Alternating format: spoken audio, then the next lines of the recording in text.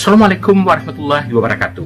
Para mahasiswa, dengan semangat pagi bersua kembali dengan saya Profesor Dr. Ermanto SPDM Hum dari halaman Rektorat Universitas Negeri Padang. Melalui saluran TVET, saluran kebanggaan para mahasiswa, kita akan membahas topik pada pertemuan yang kedua ini adalah sejarah dialektologi. Para mahasiswa, sekali lagi, sehat adalah kehidupan, ibadah adalah kehidupan, berpikir positif adalah kehidupan. Kebahagiaan dunia dan kebahagiaan di akhirat adalah hakikat kehidupan itu. Ikutilah uraian kita tentang sejarah dialektologi berikut ini. Para mahasiswa, pada pertemuan 2 mata kuliah dialektologi ini kita akan membicarakan topik sejarah dialektologi. Kita akan membicarakan kelahiran dialektologi. Dialektologi lahir oleh pengaruh aliran romantik di Eropa. Pada waktu itu ada gagasan perlu untuk melestarikan bahasa-bahasa yang dianggap lebih wajar di dalam kehidupan. Pada masa itu muncul pandangan atau asumsi bahwa bahasa baku tidak mencerminkan keaslian. Ada anggapan bahasa baku memiliki banyak penyimpangan dari bahasa yang wajar yang digunakan penutur. Dengan demikian, bahasa yang nyata digunakan oleh para penutur perlu dikaji, dan itulah yang merupakan kajian dialektologi. Karena ada anggapan bahasa yang nyata digunakan oleh para penutur mungkin berbeda dari bahasa baku. Berikutnya, dalam kajian linguistik historis komparatif atau linguistik komparatif, diperkirakan bahasa asal atau protobahasa merupakan bahasa yang satu. Hal ini mendukung pandangan bahwa bahasa baku lebih mendukung kesatuan dan kesatuan. Dengan demikian, istilah dialek dipergunakan dalam hubungannya dengan keadaan bahasa Yunani yang terdapat atau memiliki perbedaan-perbedaan bahasa yang digunakan penutur, namun tidak menyebabkan penutur itu menganggap sebagai bahasa yang berbeda. Berikutnya kita jelaskan dialek. Ciri utama dialek adalah perbedaan atau keragaman dalam kesatuan dan kesatuan dalam perbedaan. Berikut ini kita jelaskan 2 ciri khusus dialek yang dikemukakan oleh Millet. 1. Dialek merupakan seperangkat bentuk ujaran lokal yang berbeda-beda, yang memiliki ciri-ciri umum dan masing-masing lebih mirip dibandingkan dengan bentuk ujaran lain dari bahasa yang sama. 2. Dialek tidak harus mengambil semua ucaran dari sebuah bahasa. Berikutnya kita bicarakan dialektologi sebelum tahun 1875. Pada masa ini, dialektologi dihubungkan dengan linguistik historis komparatif dan filologi. Dialektologi muncul oleh adanya keinginan melestarikan bahasa yang wajar digunakan dalam bertutur sehari-hari. Kegiatan ini muncul pada tahun 1584 di Italia dan digunakan metode angket responden ke daerah penelitian. Para mahasiswa, berikutnya kita bicarakan metode penelitian lapangan. Metode penelitian lapangan dimulai tahun 1730 oleh orang Spanyol bernama Martin Sarmiento. Menurutnya, pemuda perlu menguasai bahasa Latin melalui bahasa ibunya. Para mahasiswa, seorang penetap Prancis melakukan penelitian angket koresponden tahun 1790. Angket ini bertujuan untuk mengetahui pandangan penutur mengenai dialeknya. Hasil penelitiannya ternyata mengusulkan untuk melenyapkan dialek. Pendapatnya ternyata ditentang oleh seorang ahli sastra yang bernama Charles Nodier. Para mahasiswa, penelitian Kementerian Negara Prancis tahun 1806. Pada tahun 1806, Kementerian Negara Prancis melakukan penelitian angket koresponden untuk mengetahui batas-batas bahasa yang memisahkan bahasa Prancis dari bahasa lainnya. Hasilnya adalah berupa peta bahasa. Berikutnya, pada tahun 1814, Baron Claude Francois Etienne Dupin mengeluarkan suruhan untuk mempelajari dialek dan pembuatan peta bahasa. Berikutnya, pada tahun 1853, terbit karya Bernardino Biondelli yang menggunakan metode angket koresponden dan penelitian lapangan. Menurutnya, penelitian dialek harus dikumpulkan langsung dari penuturnya dan tidak menggunakan dokumen tertulis. Artinya, pada tahun ini penelitian dialek harus atau disarankan mengumpulkan data ke lapangan. Berikutnya, pada periode kedua, dialektologi sesudah tahun 1875. Dialektologi sesudah 1875 adalah aliran Jerman. Penelitian dialektologi ditekankan pada pembuktian teori kelompok Jeng Grammatiker yang mencetuskan hukum perubahan bunyi tanpa kecuali. Tokohnya adalah Gustav Wencker.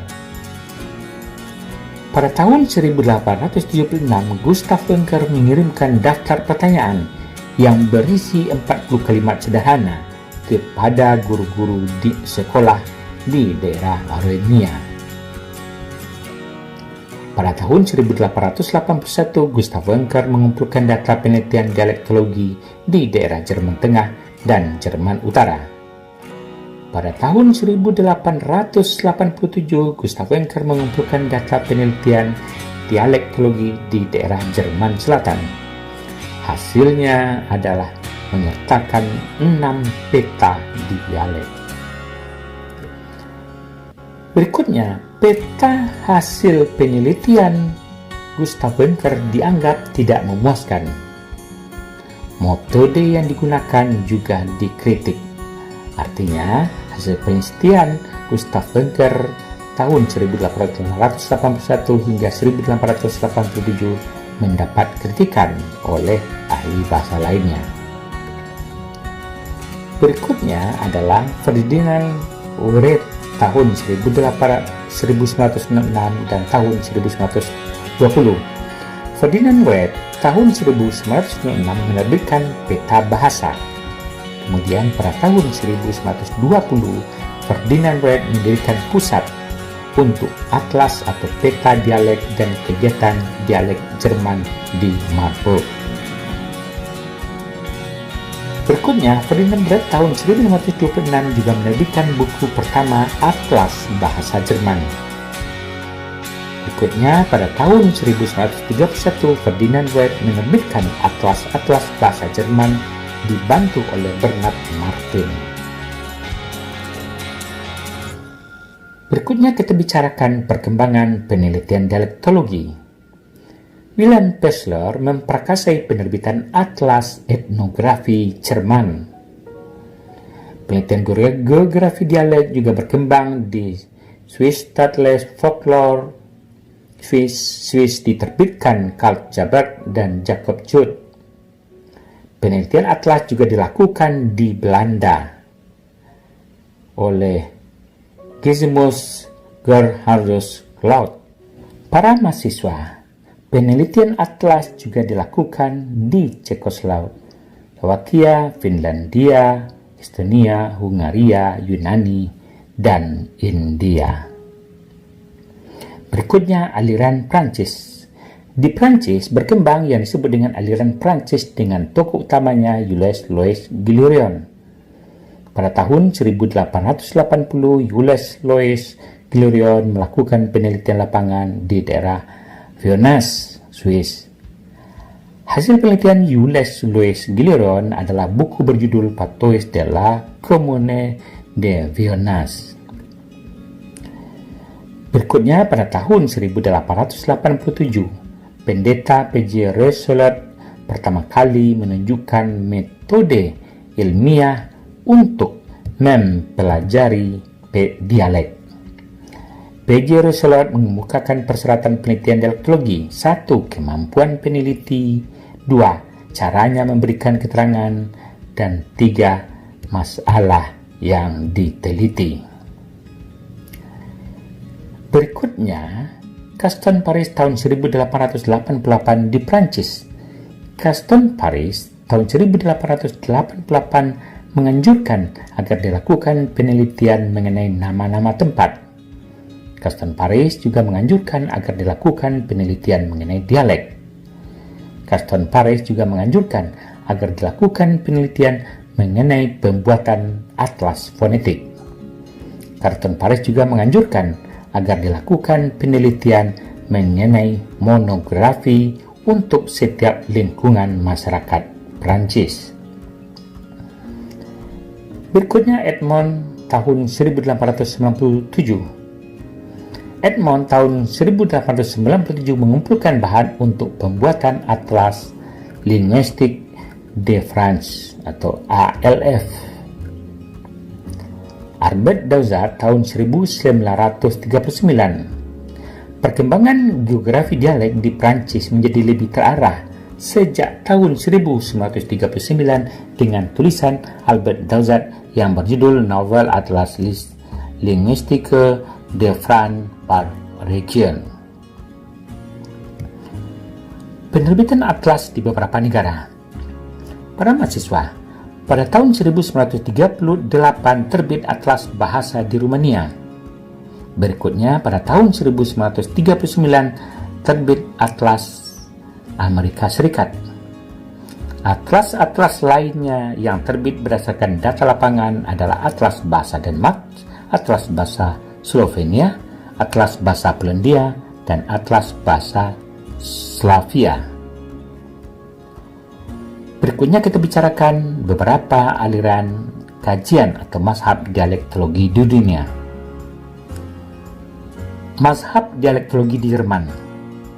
Kajian dialektologi atau geografi dialek berkembang di Jerman sesudah tahun 1875. Kajiannya adalah upaya pemahaman tentang perubahan bahasa secara diakronis terhadap sistem bahasa yang meliputi berbagai tataran kebahasaan, meliputi fonetik, fonologi, leksikon, gramatika, dan semantik. Tokoh utama filsuf Jerman atau Gustav Wernher tahun 1876 membuat pemetaan dialek bahasa Jerman.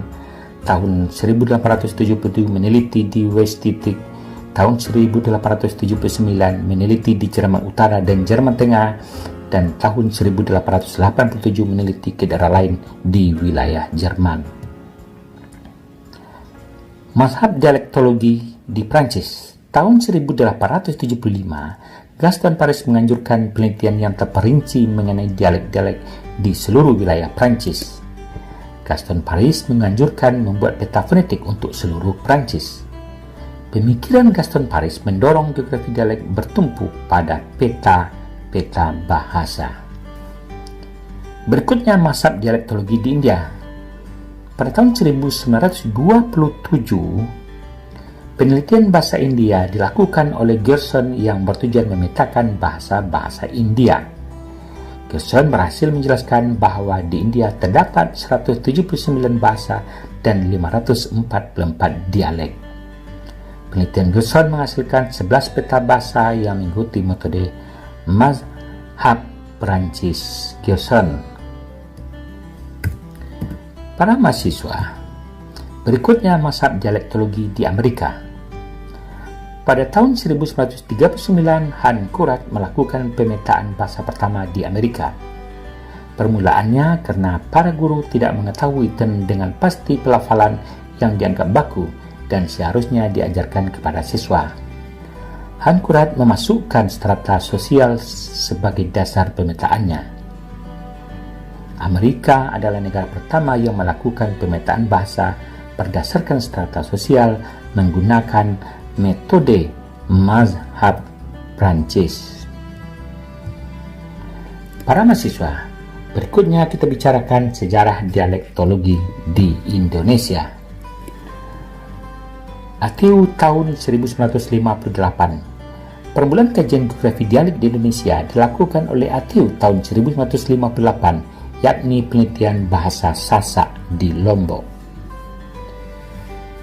Ayat Rohedi pada tahun 1978 melakukan penelitian berjudul Bahasa Sunda di daerah Cirebon.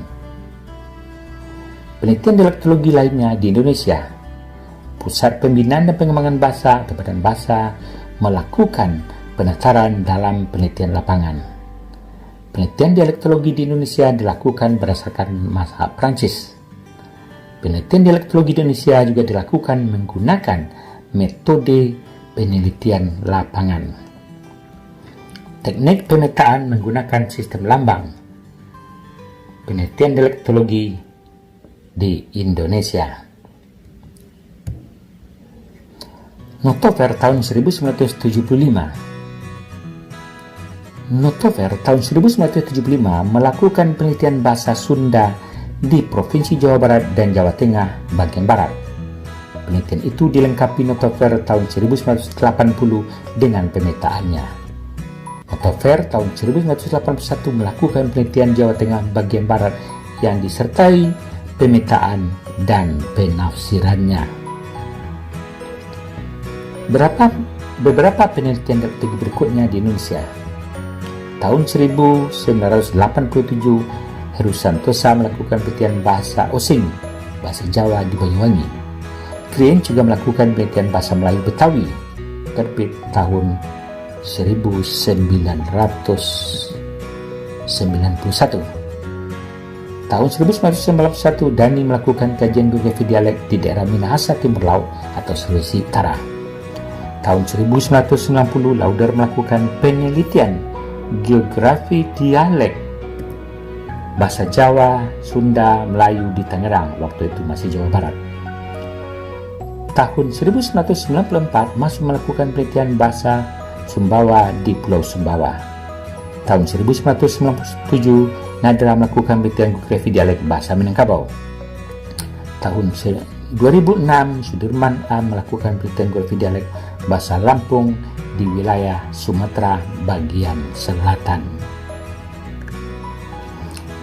Para mahasiswa dapat kita simpulkan dua pola penelitian dialek di Indonesia berdasarkan hasil penelitian dialek yang ada. Pola satu adalah penelitian geografi dialek yang bersifat sinkronis yang dilakukan oleh Ayat Rohedi, Bawa, Heru Santosa, dan Lauder. Pola dua adalah penelitian geografi dialek yang bersifat sinkronis dan diakronis seperti dilakukan oleh Notover, Dani, Masud, dan Nadra. Selain itu, Greens melakukan penelitian dialek dengan teknik Homo. Para mahasiswa, demikianlah uraian kita tentang sejarah dialektologi. Kami harapkan Anda dapat menggali sumber-sumber lainnya untuk mempertambah atau untuk menambah wawasan Anda tentang sejarah dialektologi di dunia. Demikian saja, bersua kembali dengan saya pada pertemuan berikutnya. Ermanto SPD MHUM. Assalamualaikum warahmatullahi wabarakatuh.